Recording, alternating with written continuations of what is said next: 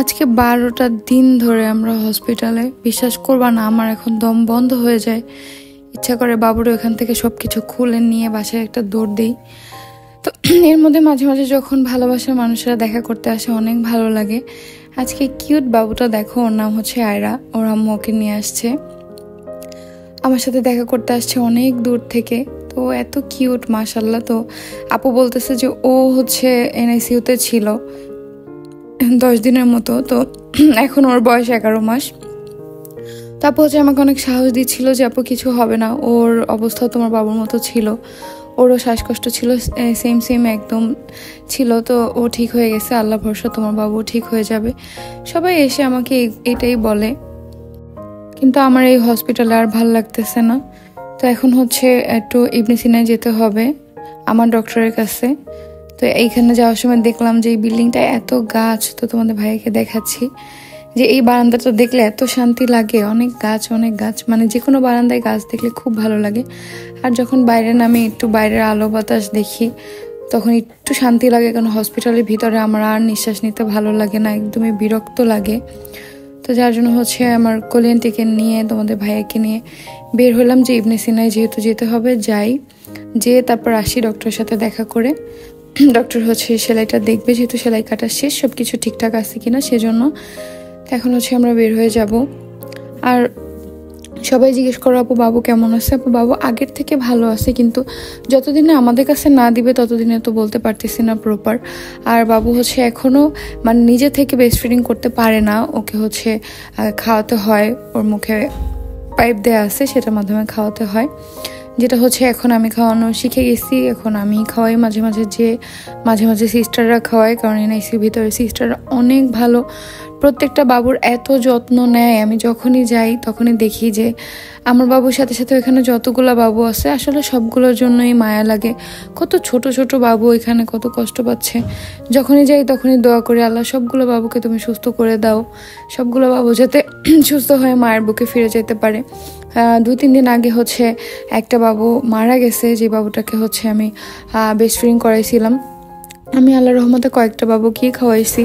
তো আমার এত কষ্ট লাগছে, ওই বাবুটার আম্মু এসে আমার কাছে বলতেছে যে তুমি কিন্তু দাবি রাখো না। তাই আমি বলতেছি যে এটা সম্ভব, ও তো আমার সন্তানের মতোই, যেহেতু খাওয়াইছি সেহেতু তো আমি ওর দুধ মা, তো সন্তানের উপরে কখনো মায়ের দাবি থাকে? তো সেটা বলছি।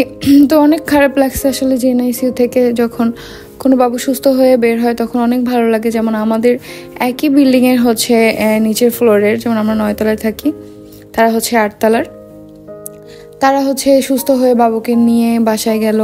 খুব ভালো লাগছে। আমাদের বাবুর আর তার সেম একদম 34 সপ্তাহে হয়েছে। আপু অসুস্থ ছিল, আমিও অসুস্থ ছিলাম, মানে সেম ব্যাপার, সেরকমই হয়েছে। কিন্তু সেই বাবুটা সুস্থ হয়ে গেছে, ছেলে বাবু। আর আমাদের বাবুর একটু লেট হচ্ছে, কারণ আমাদের মেয়ে বাবু, তারপর হচ্ছে ওর নেগেটিভ রক্তের জন্য একটু প্রবলেম হচ্ছে। আর আজকে হচ্ছে ওর ওই যে ব্লাড টেস্টের রিপোর্টটা আসলে আজকে ডক্টর দেখে বলতে পারবে যে কি আপডেট। মানে প্রতিদিন সকালবেলা যখন ডক্টর আসে, যারা এনআইসিইউতে বাবুকে নিয়েছিল তারাই বুঝবা যে কেমন লাগে অপেক্ষা করতে, যে এটা শুনতে হবে ডক্টর কি বলে। আলহামদুলিল্লাহ এখনো পর্যন্ত ডক্টর ভালোই বলছে। একবার হচ্ছে বাবুকে সিপ্যাপ থেকে খুলছে, তারপরে বাবু 24 ঘন্টা অবজার্ভ করার পরে আবার হচ্ছে ওকে সিপ্যাপে দেওয়া হয়েছে, কারণ 24 ঘন্টার মধ্যে ওটা নিঃশ্বাস নিতে কষ্ট হয়েছিল, যার জন্য আবার সিপ্যাপে দিছিল। তারপরে হচ্ছে আবার এখন নর্মাল অক্সিজেনে আসছে। তো আল্লাহ ভরসা, দেখি আস্তে আস্তে কি হয়, সবই তোমাদের সাথে জানাবো। তোমরা সবাই দোয়া করো। আর হচ্ছে অনেক মানুষ দেখলাম যে দোয়া করতেছো, খুবই ভালো লাগছে। তোমাদের সবার কমেন্ট দেখে খুবই ভালো লাগে। সবাই বাবুর জন্য এত দোয়া করো, সবার জন্য আমি দোয়া করি, সবাই সুস্থ থাকুক। তারপর অনেকেই হচ্ছে আমাকে সাহস দেওয়ার জন্য কমেন্ট করো যে আপু হচ্ছে আমাদের বাবুকে নিয়ে 19 দিন ছিলাম, 20 দিন ছিলাম, 1 মাস ছিলাম, তারপরে সুস্থ হয়েছে, তুমি টেনশন করো না।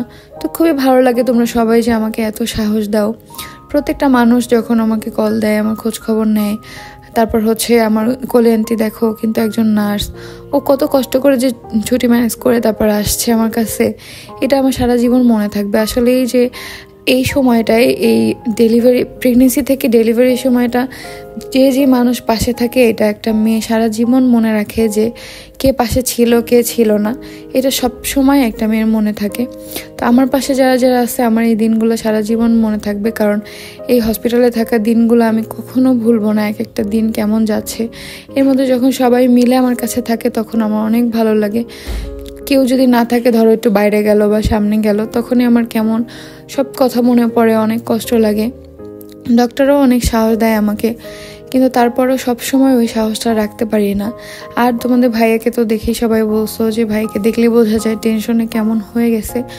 আসলে ও বেশি টেনশন করতেছে, কারণ ও তো আমার সামনে কান্নাও করতে পারতেছে না, আবার ও কিছু বলতেও পারতেছে না, একা একা কষ্ট পাচ্ছে। একটা কথা আছে না যে মেয়েরা কতক্ষণ কান্না করে তারপরে কিন্তু ভালো লাগে, কান্না করলে কিন্তু মনটা ভালো লাগে। কিন্তু ছেলেরা কান্নাও করতে পারে না, কিছু বলতেও পারে না। আর তোমাদের ভাইয়ের ঠান্ডা লাগছে, ওর যেহেতু ঠান্ডার প্রবলেম, মানে এসি রুম থেকে যে সামনে ওর বাইরে দৌড়াদৌড়ি করতে হয়, যার জন্য গরমে ওর ঠান্ডা লেগে গেছে, গরম ঠান্ডা, সারা রাত ঘুমায় নাই, খালি নাক থেকে পানি পড়তেছে। তো এখন ও চলে যাবে ডক্টরের কাছে, 8টা থেকে 10টার মধ্যে ডক্টর আসে, এতক্ষণ NICUর সামনেই থাকতে হয়। তো আমি নাস্তাটা এই জন্য ওকে খাই দিচ্ছি তাড়াতাড়ি করে, না হলেও আর খাইতো না। ওইরকমই, ওকে যদি একটু গুরুত্ব দিয়ে খাওয়ানো না হয়, ও নিজের খেয়াল একদমই রাখে না। আমি কয়েকদিন অসুস্থ ছিলাম, আম্মু সবসময় ওকে খাওয়াই দিছে, একদম পেট ভরে আম্মু ওকে খাওয়াই দিছে ভাত মেখে মেখে, যার জন্য ও খাইছে। তো এখন ভাবলাম যে আম্মু তো সবসময় খাওয়াই দেয়, আমি এখন সুস্থ, আমি ওকে খাওয়াই দিই।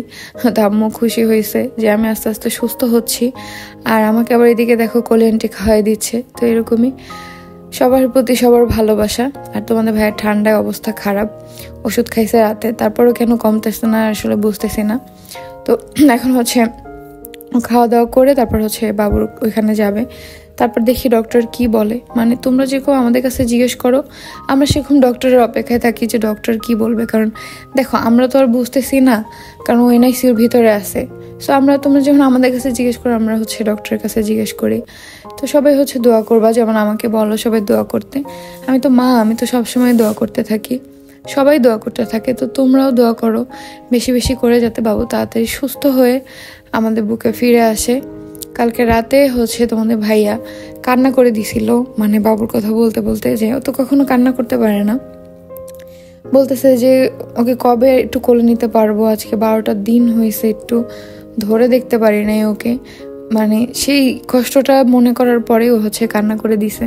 আর বাবুর ফেস দেখতে মাশাল্লাহ একদম তোমাদের ভাইয়ার মতো হয়েছে, আর গায়ের রং হয়েছে স্বামীর মতো, মানে আমার ভাইয়ের মতো ওরকম। তো যেহেতু তোমাদেরকে দেখাতে পারতেছি না, তাই তোমাদেরকে বললাম, ইনশাল্লাহ আল্লাহ সুস্থভাবে আমাদের দিক, তারপর দেখাবো।